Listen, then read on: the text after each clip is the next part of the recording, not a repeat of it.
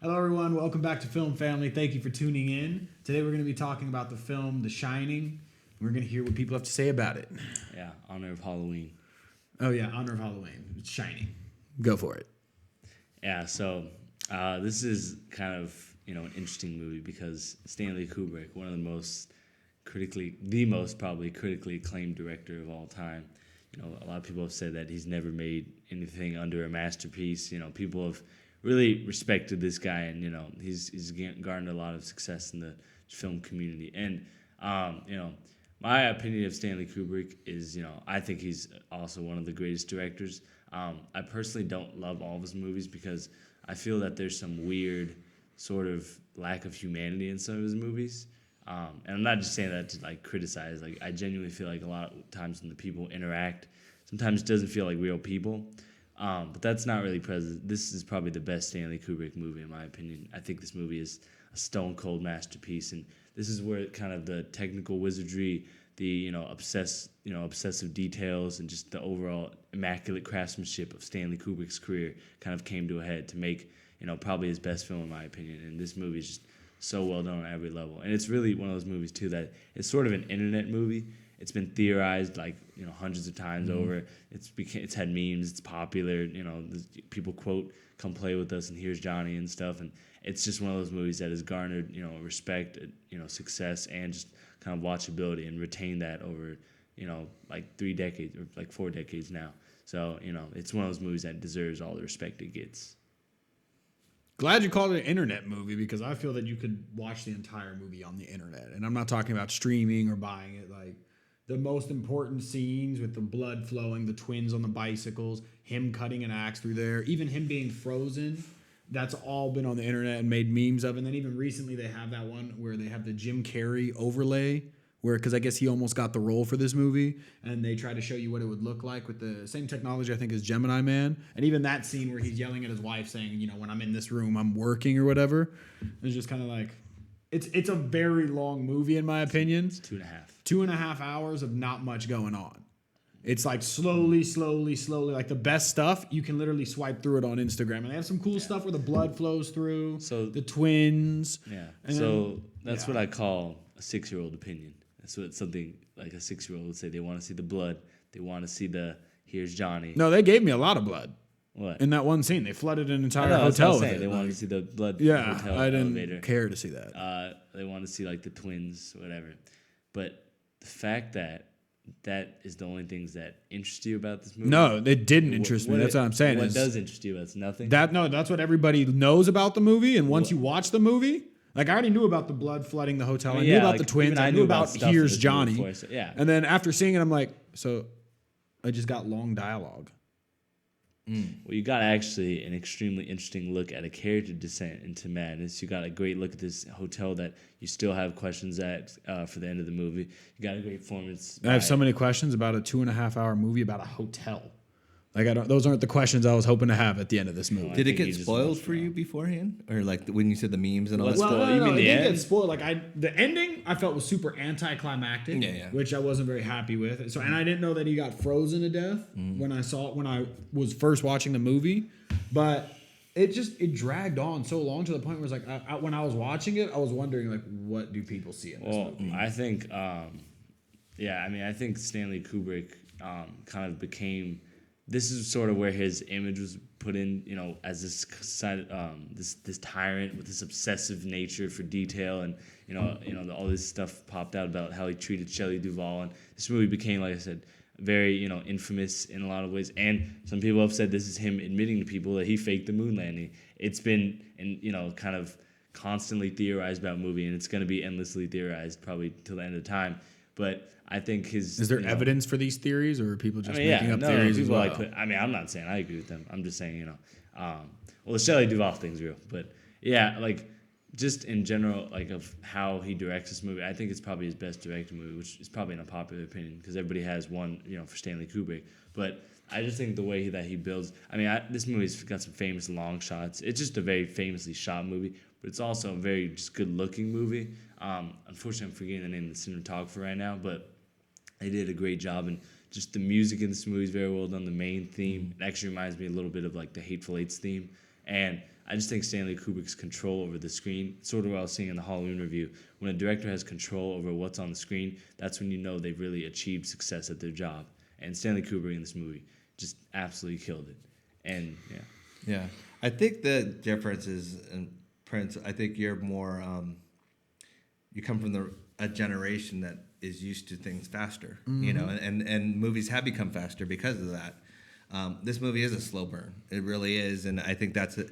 You know, but most movies back then were like even slower. But sometimes. it's a simmer, man. Yeah. And if something's gonna hold up over time, it has to hold See, up. I with the time, like that. So it's just a difference of, you know, but I like that aspect of it. But I can tell you, I do know that, especially with Instagram and YouTube and all that, things are so much faster. Cuts have become faster, you know, as the decades have passed. But this slow and like creeping descent into madness that like Jack goes See, through. but you're appreciating the filmmaking of it. Yeah, like, but I it's think not that's just the the thing. film. I think the movie's great on every level. I think, and like The acting's great. The as well. acting is ridiculous. I'll get to that, but Oh. like, even like another thing about Stanley Kubrick is that while he is one of the greatest, if not the greatest directors of all time, I don't think he's like the best scriptwriter. Not saying that he's bad, so you know, don't come at me. I'm just saying he's like not the best, but this is I think his best script too because it actually has some things that sound like normal people would say, but then it gets weirder. But it makes sense because everybody in the hotel's getting weirder because Danny has The Shining,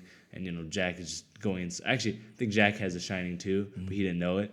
That's what I heard at least. I don't know if it's true or not. And I just think it's a great script because sometimes, like I said, some of his movies lack any sort of humanity at all, and they just kind of happen. And sometimes it just kind of loses me on like a plot level or story level. But I really enjoy it. And these are probably, I think, my favorite characters from a Stanley Kubrick movie because Jack Nicholson in this movie absolutely kills it. Like he kills it. And I think Jack Nicholson, sometimes people have gotten lost in his celebrity. You know, at the Laker games, he's got the sunglasses, he talks cool, you know, very recognizable.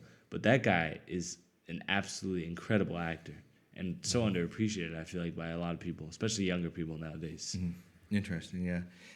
Yeah, I like this slow descent into madness, basically. And, yeah, I mean, it's hard for me to, because I see both points. I honestly do. Because I saw it many times, but the first time I saw it, I thought I wasn't seeing it as, like, I was a little, you know, kind of more on your side in terms of it. But then I rewatched it, which I've done for other movies, and I really appreciated it. And it's my favorite movie that he's done, you know, by far. And I really appreciate the acting, which we're going to talk about. But just the whole kind of layout of how the movie unfolds and it becomes this, not, I don't want to say mystery, but you kind of learn more about the hotel and the story of the hotel and everything like that.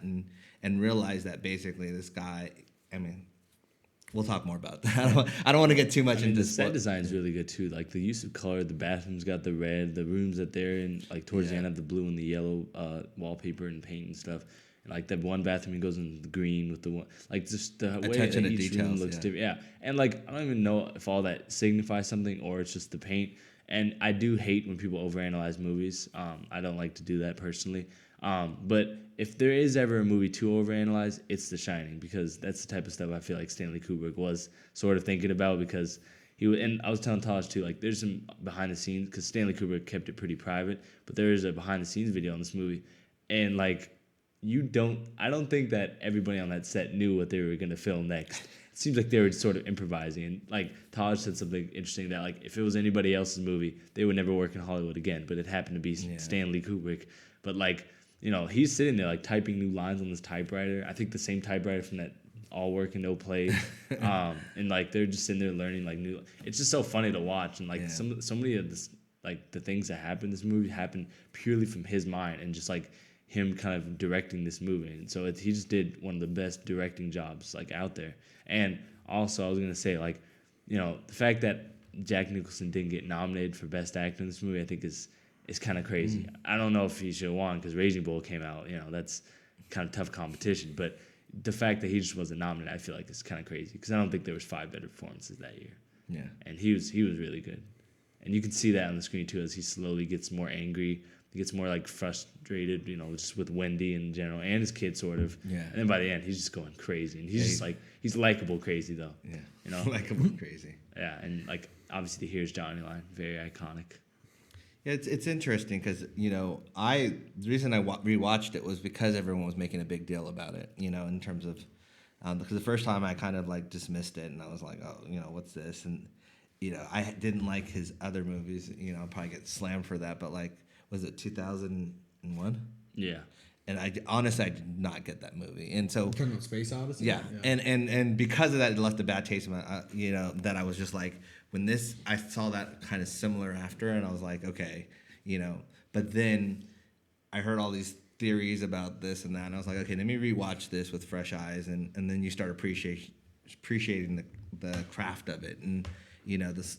It is a slow burn, but that's what I actually, as I'm starting to appreciate movies more, I'm starting to learn that that's what I appreciate about movies is, not being just thrown at everything, but there's answers and, questions that have to slowly be answered. So Prince, you're telling me you didn't enjoy the scenes where he's like clearly just going insane, but it's happening. So like, there's that one shot where he's just looking at the camera, and his face just looks like terrible. And I don't mean that saying like he's like ugly. I mean like he just looks insane. Like he's just off the handles. You wanted more action, though, is what you're trying. Yeah, I mean, but there's no more people in the hotel for him to kill. But Yeah, also, we're framing this amongst horror movies, and I really like horror movies, and I've seen a lot of horror movies, and I would not qualify this as even remotely scary.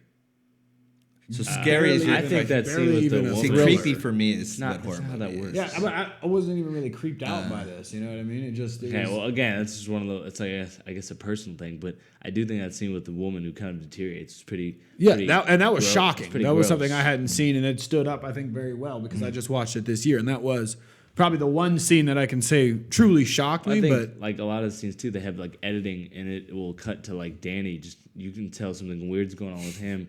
And it's like, what's this kid doing? Or that one scene where he's like having like the little aneurysm, and then there's a scene like, where obviously the little girls and cuts them like, slain on the ground. And I just think that type of stuff isn't necessarily like scary in the traditional sense where it's like confrontationally scary or explicitly scary, but it just creates a very interesting atmosphere and kind of a way for you to sort of be like mortified and creeped out. Because I was saying, if Texas Chainsaw Massacre was like dirty scary, or it's like, oh, that's gross. This movie's more like, oh man, that's weird. It's Yeah. definitely got some weird and some kind of creepy elements to it. And the hotel it's kind of its own character in this movie because obviously there's some history there. And as you see him, like the bartender scene where he goes to the ball, like, you can just tell it's just like not a normal hotel. And the way they build the hotel kind of coinciding with his madness and how they're sort of parallel, like I just think that just makes for a compelling film. Plus the kid was really good, played Danny. Because I fall on both sides, but I do really like this movie. It's one of those that there is iconic scenes, and you've mentioned some of them that you can find on the internet and stuff like that. But I'm pre-internet in a way, and so like the red rum and the twins and all that stuff, and It was a pretty smart writing choice too. yeah, and the angles and stuff like that in terms of like Danny following Danny through the on his bike and through the corridors and all that stuff and the I sound think there's effects. very few movies too that use one location so as well as this movie. Like I could probably name them on one hand because the movie just takes the Overlook Hotel and it kind of makes sure it exploits every room it has. It goes down the boiler room, or generator rooms, and it goes through the kitchens, it goes through the bathrooms, the bedrooms, the hallways, and it's all just so interestingly designed. And the symmetry in the shots for this movie, like, and I know it's Stanley Kubrick, so it better be good, but it's so perfect. Like, seriously, so many shots in this movie are just symmetrical. There's one too, I think it's when he's like grabbing his face, and his hands like are on his face like perfectly, and just the way the shots are set up, it's like very few people can make a movie like that. And Stanley Kubrick, like I said, his control over the screen in this movie is insane. And, there's that one scene where he's like talking to Wendy and he's like, I'm going to bash your brains. And there's the whole legend of that 127 times. Yeah. Some people have said it's like actually not that. It's like 40 times. Still, that's a lot. So there's different, conflicting stories. But it's like, clearly this guy, Stanley, he had a plan for this movie. And the plan was to make sure the actors were going as insane as the characters. Mm-hmm. And it works because everybody's really good. Yeah. Yeah, and there's very few people in this movie besides them three. Yeah. Yeah, and then, like, there's just a lot of subtle details. There's visual kind of ideas in this movie, too, and I just think it's a great movie. And I guess if you're only looking for in a horror movie is, how it's going to scare you for, like, 3 seconds. Like, this isn't your type of movie, but you know, if you can look at a movie for a movie that elevates the genre and higher elevates itself beyond the genre, then you can really appreciate when you're seeing a great movie. And The Shining, like, in my opinion, is by far one of the greatest horror movies ever made, probably my top 5. So, yeah, you guys ready to rate it? Yeah, so I'm sure Prince is going to give it another bad rating. He's already given 2 for this movie, and I know I've been giving these out sort of more recently, like a little too liberally, but this movie's a 10 for me. Easy. I have no criticisms of the movie that fall beyond like maybe 2 seconds. The acting's really good, especially Jack Nicholson. He didn't deserve to win over De Niro, but he just should have gotten a nomination. And, you know, that's pretty much it. Stanley Kubrick, probably my favorite movie from him. I'd give it an 8.5 because I really like Jack Nicholson's acting in this. I think it's too long for me to. It's not something I would rewatch over and over again.